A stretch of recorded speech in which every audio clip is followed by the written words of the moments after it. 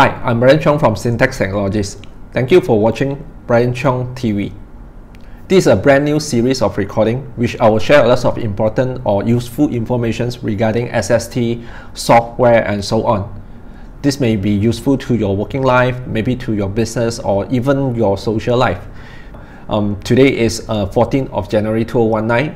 What I want to share with you is the big impact to our payroll in 2019, which have the changes in SOCSO, EPF, and also PCB. So let's check out what is in the changes. Now, the first changes will be SOCSO for foreign worker. Starting from January 2019, the first thing that we need to take note is SOCSO for foreign worker. If your company have foreign worker, please take note you need to pay SOCSO for this category of staff. How can we know the details about this?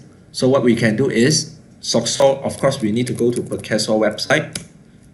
Go to PERKESO, and the first thing that you can take note is the latest news will be SOCSO for foreign worker over here. Just click on it. Then you can see the act that explain details about all this SOCSO for foreign worker. But for normal company, what you normally want to take note is the Jadwal Caroman or the rate. Over here, you can see that for foreign worker, we are following the second category. That means the contributions is only by the employer but not the employee. And this is a whole list of it. This will be the first thing that you need to take note. What is the second thing? So we go to the second things is the EPF for staff above 60 years old, employer 4% and employee is 0%. There is a change of rate for EPF for staff more than 60 years old. So for this part, then we go to KWSP website. Go in. Then scroll down, and this is the latest news, and you click on the more. Of course, the first one will be the rate. Over here, this is the news. Now, many people will ask me is, Bryan, what if I want to contribute more? Okay, I want to contribute more for my staff. Okay, so not say 0% or 4%, I want to contribute more. Then what you need to do is you need to apply for it. So how to apply? Same thing, just Google for EPF form. Okay, when you go to EPF form,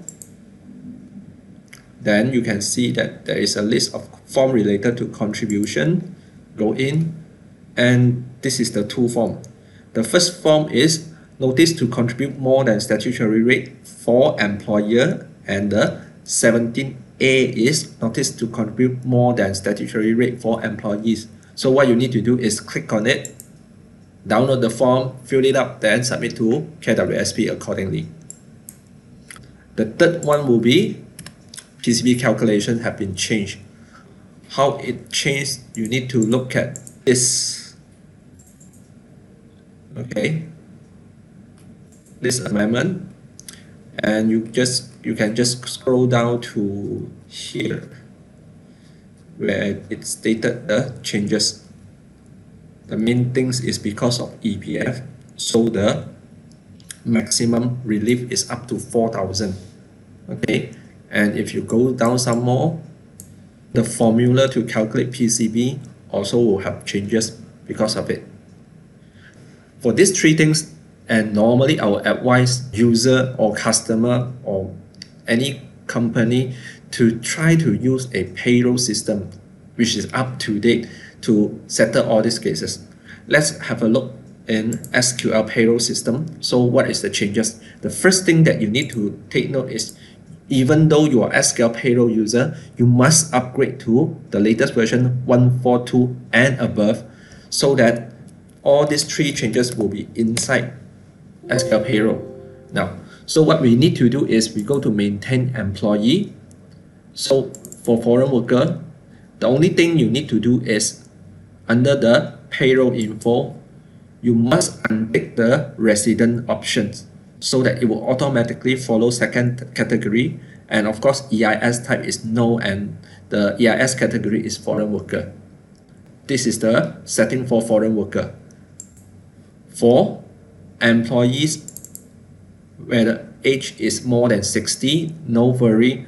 System will actually auto-detect the date of birth to determine whether he is above 60 or not. And the calculation is automatic. And then, of course, the PCB already, the calculation already changes, so we already compile it inside the system. So let's have a try. We go to New Payroll and we process for January payroll and see what happened. So the first thing, foreign worker. Let's see this foreign worker. And you can see that there's no contribution for EPF SOCSO for the employee, and for the employer SOCSO is 24 ringgit 40 cents. Why 24 ringgit 40 cents is because of the category. Let's go to view SOCSO table. This is the latest schedule. Let's go to 2000 because the employee wages is 2000. So second category 24.4. This is how we get the amount. And then for employees who is more than 60 years old, 3000 wages, 4% is equal to employer EPF 120. Of course, if you have other rates which is more than that, then you need to do certain setting. So what you can do, just call your dealer, then they can help you for this part. And for those who are contributing PCB, so for this guy is contributing PCB. To know how we calculate for PCB, you just click on the print PCB and then go to preview. Let's make it bigger. Okay, let's go to the calculation part. Okay, it's G, PCB calculations. So this is the formula. And to double confirm is, at this part, you can see that the caps is for 4,000 per year for EPF contributions. So by this, we can conclude that all three changes is inside SQL Payroll System latest version 142 at the moment. Now, that's all the changes for the January payroll 2019. So you need to take note of all the changes, do your stuff accordingly. Now, there's one customer asked me before, Bryan, can I not to upgrade my payroll system? Then I just let my staff to do it correctly or amend it correctly during their Borang BE submissions. Now, personally, I advise you to upgrade. The reason being is because you already have the software. Why not do it correctly and make it correct at the first place instead of ask your staff to correct themselves and things like that. And it will help you during audit by PERKESO, by KWSP, or even by income tax. That's why upgrade your software, and remember to upgrade the software, of course you need to have maintenance. Now if you have any questions regarding this video, or you have any idea of what you want to know more, okay, maybe the next one I will talk about is the SST for SST registrant. Okay, so this kind of things, so do share with me and I'll try to get the answer, and I'll share accordingly to every one of you.